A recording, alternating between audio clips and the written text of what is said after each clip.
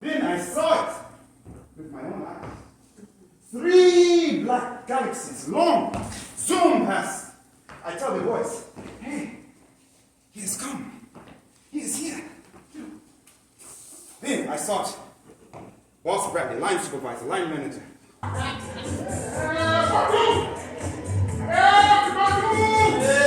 Sizwe! Where did you find all of these wonderful people? Man, I'm down here. Hey, you talking about that? I don't know that, Banzi. Sizwe! I don't know everything, all about We it. got a friend here!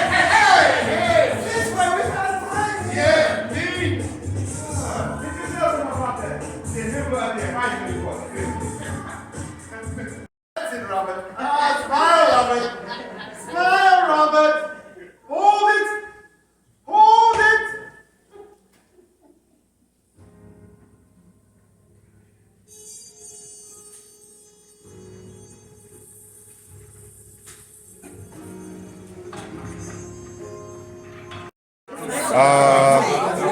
I would say that Sizwe Banzi is Dead is about the oppression, the struggle, and apartheid, and also like a triumphant story too, like a victory in a sense. Even though you're finding it in the midst of a bad situation, you try to make something good out of bad. So that's what we did with Sizwe Banzi. And how does it apply to youth of today? Today's youth, I would say for them, they look at themselves as not having a lot of opportunities, not having the position that they might want in life, and then really just trying, giving yourself a shot, giving yourself a chance, not talking yourself out of an opportunity. Any applications to yourself? A little, yeah, definitely. Anything you want to talk about? Anything I want to talk about personally? I mean, it's my first play here at Arena Players Theater, and I've enjoyed the experience, and hopefully I do some more bigger works or whatever, and just keep it going. Thanks. Thank you.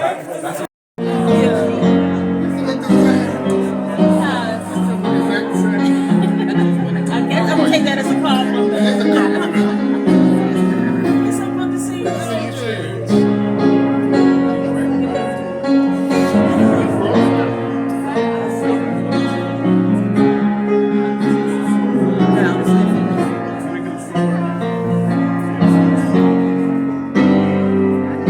want me to get strawberries?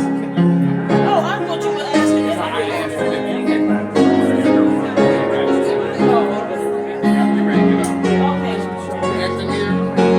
Yes, I volunteer as an usher. This is my second show. You on stage? Are you acting? No. I'm writing plays. I have 2 plays. One's on the center stage and one's on the building house.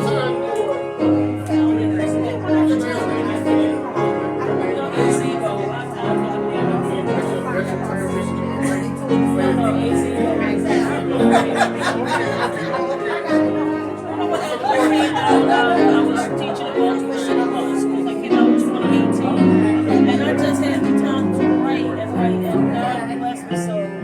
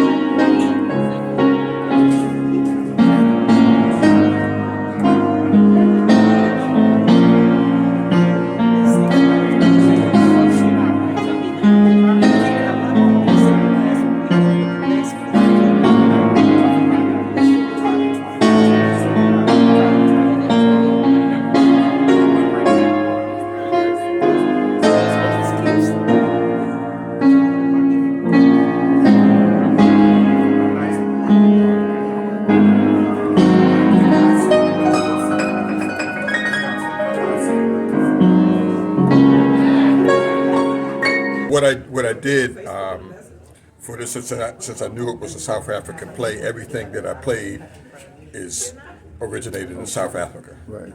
So that was one by the Soweto Gospel Choir. I think I did another one by them as well. I think somewhere in there I did something that was a Lady Smith, Black Mambazo song. They came to fame when they did an album with Paul Simon back in the 1980s. I also did another traditional South African hymn called Amen Siaka Dumisa. I did that somewhere in the middle of that. I did a song, I think the one that they clapped for me was one called Pata Pata that was made famous by Miriam Makeba right. back in the 1960s. I also did a song called Give Me Hope, Joanna Big Slang for Johannesburg that was done by Eddie Grant, who did Electric Avenue back in the 1980s. So that was one of the other songs that I did. The last song, if you know, some people would hear it and sound like, oh, that's a song from The Lion King. But that song actually originated back in 1939. I can't remember the group offhand, but it was one of the first recorded songs in South Africa. And it's basically the same song. The rhythm and the tempo are a little bit different. So, you know, my goal was, you know, if it's a South African play, I'm going to do all South African music. So that was how that went. And the only song I think that was not originating in South Africa was a song I did by Peter Gabriel called Biko. It was actually, he did that on the soundtrack of the movie Biko that Denzel Washington played, you know, way back in the day. So it's you know, basically an anti-apartheid song. So that was my motivation. And I struggle with it because I'm a church musician. So it's like my aunt Caritha was like, well, "Come play for us." Well, I don't know.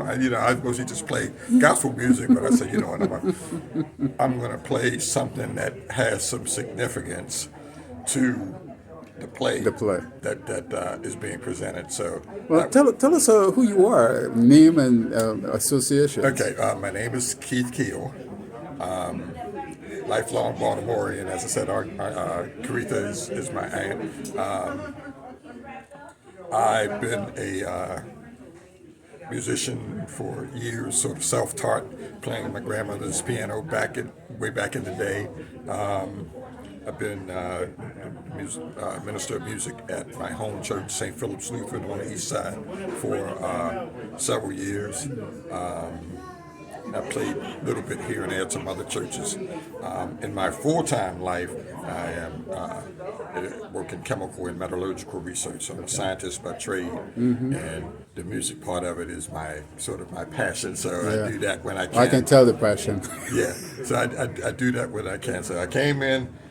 This is a brand new amplifier. It worked perfectly at home, and then I couldn't get it to work here. I said, well, thank God we got a piano. I'm just going to. She said, well, it might not be in tune. I said, all right, we'll be all right. So, I enjoy the piano more than that. I do too. I do too. So this one I saw because it's lightweight. I can stick it in a bag, carry it, and I probably would have been able to play it, but its internal speakers are not that loud. So that's why I got the amp. The amp disappointed me, but the piano is always a piano. Well, I enjoy the whole thing. Yeah, I appreciate it. And it's nice to have met you. I tell you, it was. You know, I'm a church guy. It's my first non-church performance anywhere, so I was excited and terrified. So I had no idea. You have a double whammy. Double whammy. I was excited and I was scared to death. But I said, well, you know, it's just a piano. Just go ahead and play.